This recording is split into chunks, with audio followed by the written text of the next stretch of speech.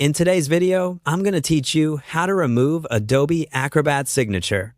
By the end, you'll be able to clear a signature from a PDF and save your changes with confidence. Before we start, a quick tip. If this is an important document, make a backup copy. That way, you can always return to the original if you need to reference it later. First, go to Adobe Acrobat and open the signature area. You can do this by launching Acrobat on your computer and making sure the signing tools are available. Depending on your setup, these can appear as part of the editing or signing features. The goal here is simply to have Acrobat ready with its signature tools accessible. Next, open the PDF you want to edit.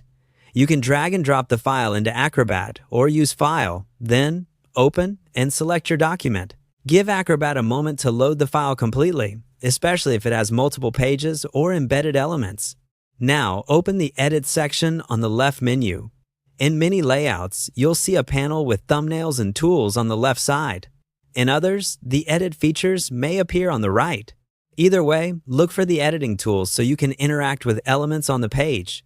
This ensures the signature can be selected like any other object when it's removable. You should now see the signature tool available. This tool helps you locate and manage signatures on your document.